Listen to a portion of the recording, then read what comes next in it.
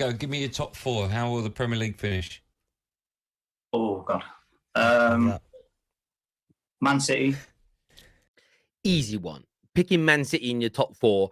It's like saying if you don't breathe, you die. Liverpool. That's an interesting one. Liverpool still being put in the top four by a number of people. And I saw Jermaine Pennant yesterday say Liverpool will catch and get in front of Tottenham this year. Chelsea. I think Chelsea's a fair punt. Most people have Chelsea between third and fifth, so I can understand. Graham Potter's had a very good start. They're the favourites to beat Man United, and most people think they will make this weekend. And of course, most people think they are the favourites to go on and win. Go on and make the top four this year. I'm gonna go Tottenham. No Arsenal. What? Bro, what are you talking about, man? Chelsea. I'm gonna go Tottenham. I had to re-listen to that again. No Arsenal. No Arsenal. Best start in Premier League history. Best start in 100 years. No team has ever started this. By the way, this stat was relevant 3 games ago. No team has ever started this well and not made the top 4. Arsenal are light years ahead on the field of play right now than Tottenham. They're better than Chelsea, and they are better than Liverpool right now as we speak. That has to be one of the most egregious, outrageous takes I have seen in a long, long, long, long time.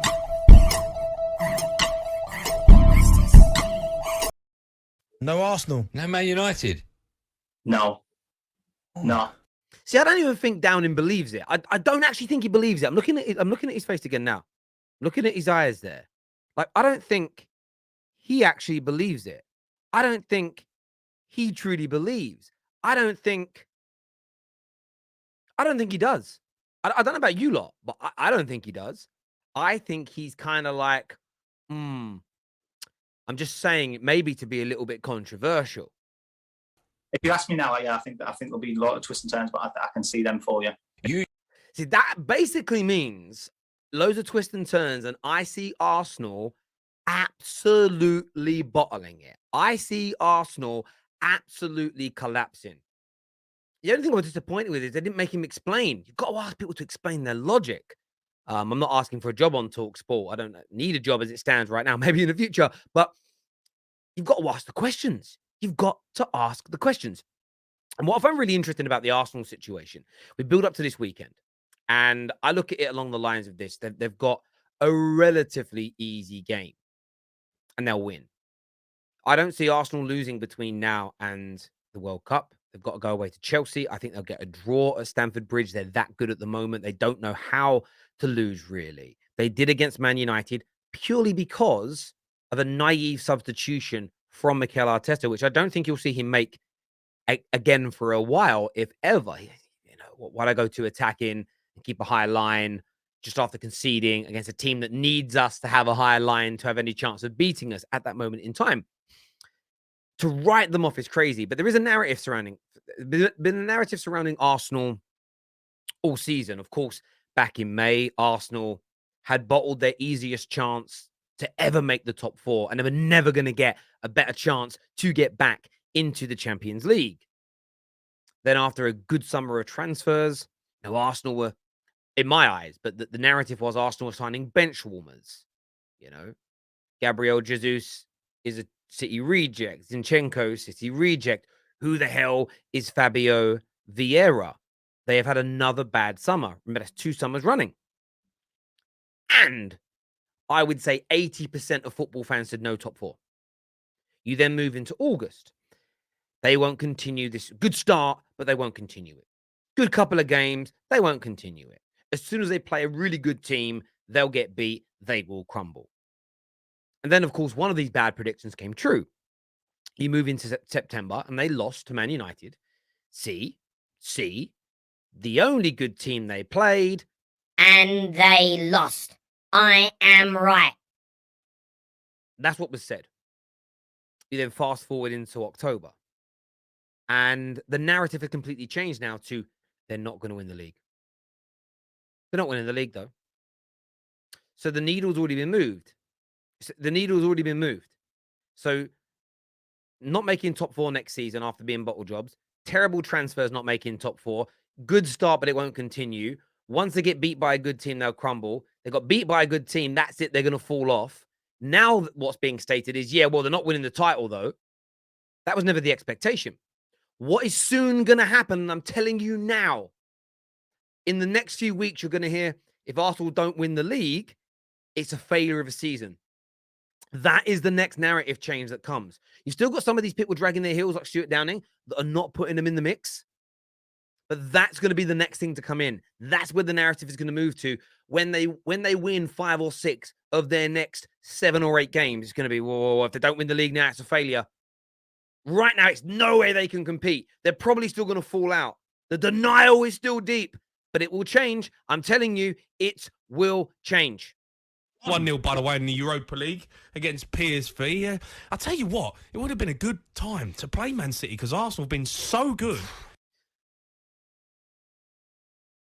He's turning. He's turning. He's turning. Man is legitimately 110% turning. You can hear it in Jamie O'Hara's voice. I think he's given in. I think he's decided, you know what? I can't keep the slander going. I can't keep being negative about Tottenham. I've got to maybe speak the truth now. Are we finally starting to see it? And so a lot of people call me out. A lot of people, why do you back them so much? Why do you think Arsenal are so good? It's not, there's no real kind of mystery to it. I just think they're really good right now, and I'm calling it as it is. But it's really interesting to see Jamie O'Hara now kind of reacting this way. Don't know how to lose, do they? They don't know how to lose. They've That's got an annoying. absolute winning mentality. How annoying is it? Oh. How annoying is it? So, it's doing my head in. It's doing my head in. Just listen to the realization in his voice. How annoying is it? Oh. So, it's doing my head in. It's doing my head in. But you know what's interesting? This is why I embraced it. As a rival of Arsenal, a fan of a rival club of Arsenal, Arsenal are my rivals. And in fairness, in my childhood, Arsenal were my biggest rivals. Man United Arsenal is the best, in my opinion, still the best rivalry in Premier League history. Better than United Blackburn, better than United Newcastle, better than United Liverpool, better than United Chelsea, better than United City, better than City Liverpool. They're the main rivalries that have happened. And that one, I think, in terms of a neutral perspective of it, was the best. I don't want Arsenal to be good. But do you know what I realized making content? When you always push back on how you truly feel. So when you say things, I don't think Arsenal are that good, it will fall away. All you're really doing is you're giving an opinion out there based on hope, as opposed to how you really feel.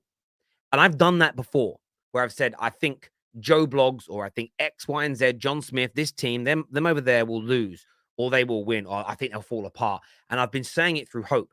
I never really believed. And then the inevitable happens, and I feel disappointed. And then I'm cooked online for being wrong. So what I've learned to do in the last 3 to 4 years in the Football Terrace community, you have helped me do this, is I just speak how I really feel.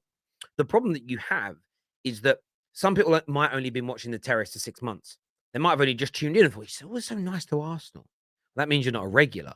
My regulars are like, Terry has stuck it to Arsenal for like 7 years on here. He's only now praising them, and why? I then get the accusations of, well, you only say what's popular to grow. Video that came out earlier today was slagging off Ronaldo and his behavior. That's not a good piece of business online, because Ronaldo fanboys are dominating this conversation. They're the ones who are tweeting and getting the most traction through supporting Ronaldo. That would have been the sensible move to go on the social front.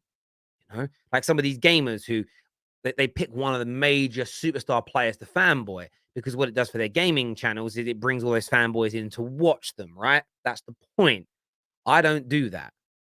I say how I think and feel, whether it's popular or unpopular. Every now and then, though, an opinion of mine is a popular one. That's just the way the cookie crumbles. But I'm honest, I'm open, and I'm unbiased. And It's really interesting to see Jamie O'Hara finally admit, and I wanted to feature it because I think he needed the credit on that. He's finally dropped the agenda. He has finally realized I've got to stop the cap. I've got to stop the BS, and I've just got to embrace how good Arsenal are. Now, in terms of this weekend, they travel to Southampton. If I'm going to be honest with you, this could be a game that sees Hustle sacked. This could be a game where Arsenal really embarrass them. I think Arsenal had a couple of interesting games on. Yeah, they dominated PSV last night, only 1-0.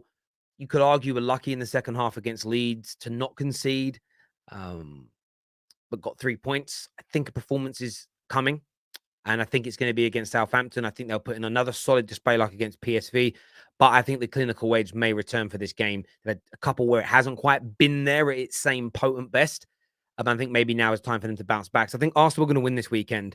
And I can't wait. Let's keep that this time, bookmark this video. Let's come back to it later on in the year and have a chat with Stuart Downing, because imagine putting Spurs over Arsenal in your top 4 predictions.